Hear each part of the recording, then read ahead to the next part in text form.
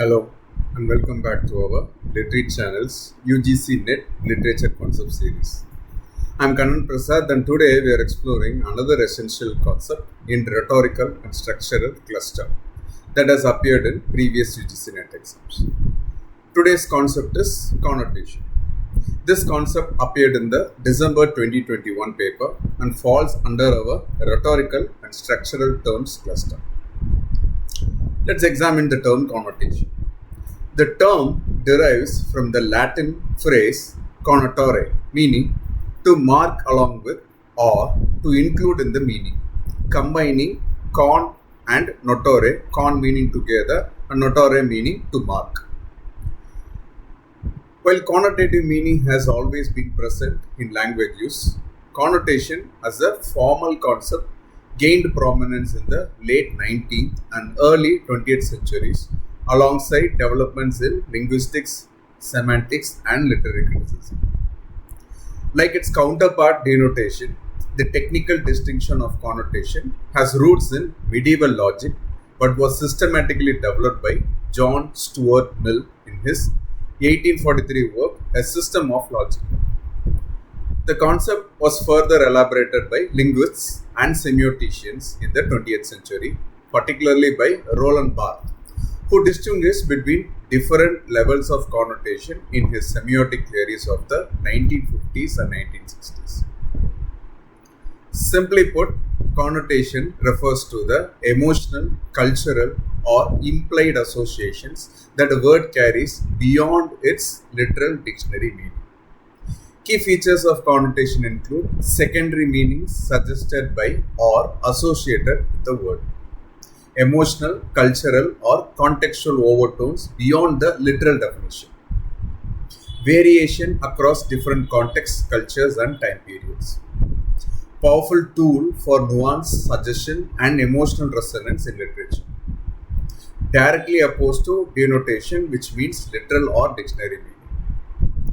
For UGC NET, remember that in the December 2021 paper, connotation was correctly identified as implied meaning and as being opposed to denotation. Let's explore how connotation functions in language and literature. The word home denotatively means simply a place where one lives, but its connotations include warmth, security, belonging, comfort, and family. When Robert Frost writes, home is the place where, when you have to go there, they have to take you in. He is invoking these connotations. Similarly, house and home have the same denotation but different connotations. House suggests a physical structure, while home evokes emotional attachment. This distinction appears in Emily Dickinson's line, dwell in possibility, a fairer house than prose, where house connotes a grand, expansive realm rather than merely a building. Color words carry powerful connotations. In F. Scott Fitzgerald's The Great Gatsby, the green light at the end of Daisy's dock connotatively represents hope, the American dream, an unattainable desire far beyond the literal meaning of a colored lamp. T.S. Eliot's The Wasteland relies heavily on connotation, as in the opening line, April is the cruelest month.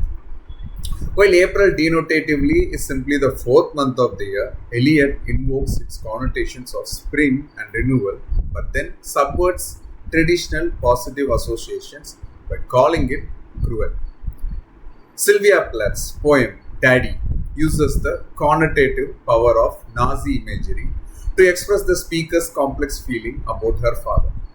The line, every woman adores a fascist, relies on the powerful negative connotations of fascist to convey psychological oppression. In Toni Morrison's Beloved, the connotations of sweetness in the character name Beloved create irony as the character represents both love and destructive possession. Similarly, the plantation called Sweet Home carries bitterly ironic connotations as it was a place of slavery. Now let's test your understanding with a quick quiz. Which statement relies more heavily on connotation? Option A. The temperature today is 30 degrees Celsius. Option B. Winter wrapped its icy fingers around the city. Take a moment to think about it. You can pause the video if you want. And the answer is B. Winter wrapped its icy fingers around the city relies heavily on connotative meaning, personifying winter with human attributes as if having fingers, and invoking associations of cold as threatening, grasping, or controlling. The phrase creates emotional resonance through these connotations.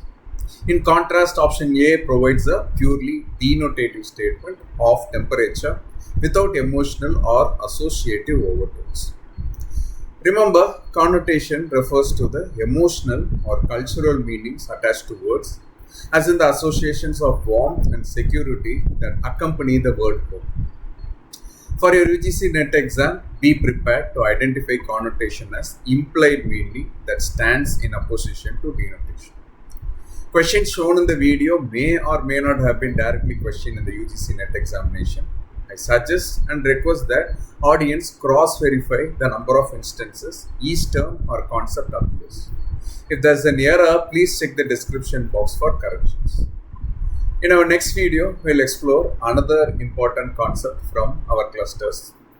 Thanks for watching Literary channel. Please feel free to comment below on any queries you may have about the terms and the videos. See you in the next video. Happy learning.